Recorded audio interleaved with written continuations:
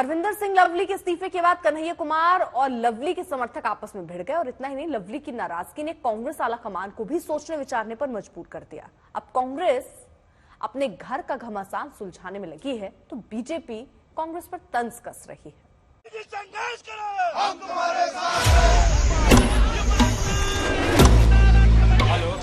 क्या दिल्ली कांग्रेस में ये दंगल महज उम्मीदवारों के चयन को लेकर छिड़ा है? या इस हंगामे के पीछे गठबंधन वाला फॉर्मूला भी बड़ी वजह है? ये सवाल उठ रहा है दिल्ली कांग्रेस का अध्यक्ष पद छोड़ने वाले अरविंदर सिंह लवली की मल्लिकार्जुन खड़गे को लिखी चिट्ठी से, जिसमें उन्होंने इशारों में आम आदमी पार्टी से चुनावी साझेदारी पर सवाल खड़े किए हैं। अरविंदर लवली ने चिट्ठी में लिखा कि दिल्ली कांग्रेस इकाई उस पार्टी के साथ गठबंधन के खिलाफ थी जो कांग्रेस के खिलाफ झूठ बोलकर मनगढ़ंत और दुर्भावनापूर्ण भ्रष्टाचार के आरोप लगाकर बनी थी। जिस पार्टी के आधे कैबिनेट मंत्री इस वक्त भ्रष्टाचार के आरोप में जेल में हैं, इसके बाद भी पार्टी ने दिल्ली में आम आदमी पार्टी के साथ गठबंधन करने का फैसला किया। चर्चा इस बात पर चल रही थी कि आम आदमी पार्टी से चुनावी गठजोड़ को लेकर दिल्ली कांग्रेस के कई नेता सहज नहीं हैं, लेकिन अब ये नाराजगी खुलकर सामने आ गई है। मेरे ख्याल से उनका एक पीड़ा और जो एक अंदर की है कि जिस तरीके से देखिए दिल्ली में कांग्रेस ऐसी स्थिति में है कि हम संघर्षरत हैं। हम पिछले 8-10 साल से जो दुष्प्रचार हुआ कांग्रेस के खिलाफ, उसके बारे में वापस अपनी पुरानी साख को वापस लाने के लिए हम लोग संघर्ष कर रहे हैं। कांग्रेस का जो भी अध्यक्ष बना है ये कोई ताज तो है नहीं, एक तरीके से कांटों का ताज है। उसके बावजूद पिछले 6-8 महीने में इन्होंने मेहनत करके खड़ी की। हमारे 2 बड़े कार्यक्रम हुए, आपने देखा होगा, ईस्ट दिल्ली में, उसके बाद इंडिया अलायंस का, उसमें अच्छी खासी भीड़ कांग्रेसियों की आई। तो एक सबको ये लगा था कि धीरे धीरे कांग्रेस जो है जागृत हो रही है, और जब हमको 2 या 3 सीटें मिलती हैं तो ऐसा लगता है कि अगर उसमें हम कांग्रेस के सब लोगों की सहमति के साथ ऐसे नेतृत्व को दें तो आगे गाड़ी एक बेहतर रूप से चलेगी। कांग्रेस की लड़ाई सड़कों पर आ गई है। उम्मीदवारों और गठबंधन को लेकर बयानबाजी तेज हो गई है। सहयोगी आम आदमी पार्टी इसे कांग्रेस का अंदरूनी मामला बता रही है, वहीं बीजेपी इंडिया गठबंधन पर सवाल उठा रही है। कांग्रेस हमारी अलायंस पार्टनर है और उनकी पार्टी का ये आंतरिक मामला है। मुझे लगता है कि वही उसके बारे में बोलें तो वो ज्यादा बेहतर है। तो एक तरफ आप देख सकते हैं कि प्रधानमंत्री नरेंद्र मोदी जी के नेतृत्व में एक मिशन और विजन वाली पार्टी और अलायंस है, और दूसरी तरफ एक ऐसा अलायंस है और एक ऐसी पार्टी कांग्रेस पार्टी है जिसके भीतर ही डिवीजन है, कंफ्यूजन है, और ये टुकड़े टुकड़े अलायंस है। आज जिस प्रकार से अरविंदर लवली जी ने सारी बातें स्पष्ट कर दी। गठबंधन का गणित कुछ भी हो, लेकिन चुनाव से पहले जिस तरह की बयानबाजी और नाराजगी कांग्रेस में सामने आ रही है तो अच्छे संकेत नहीं है। दावा किया जा रहा था कि दिल्ली में कांग्रेस और आम आदमी पार्टी के बीच कॉमन मिनिमम प्रोग्राम के तहत गठबंधन हुआ है। चुनाव से ठीक पहले यहाँ अलग ही संग्राम छिड़ गया है।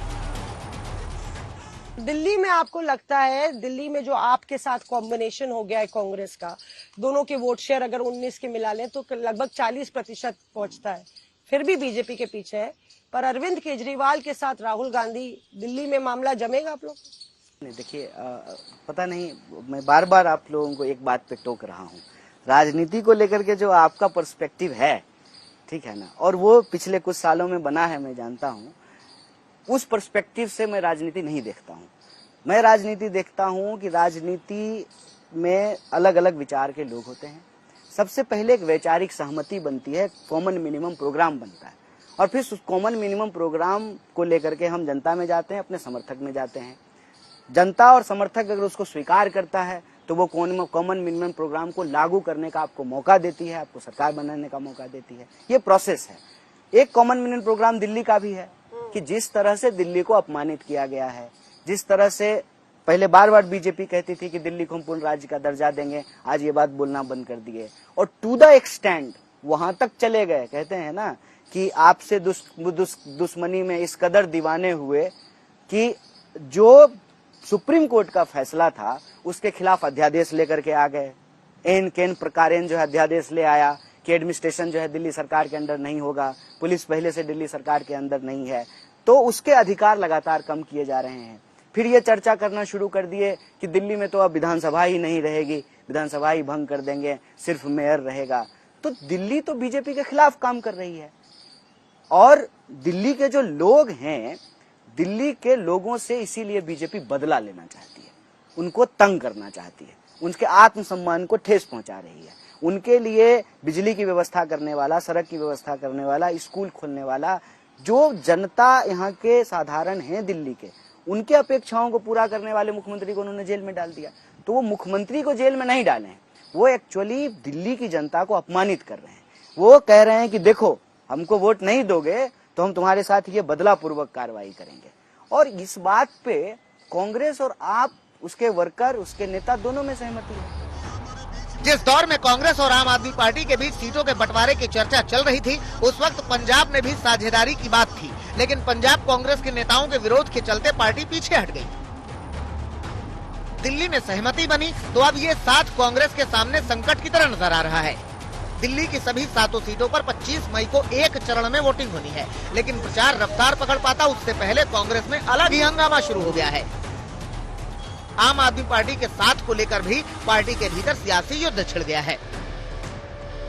सुशांत मेहरा, कुमार कुणाल, अनमोल बाली के साथ आशुतोष मिश्रा, दिल्ली आज तक।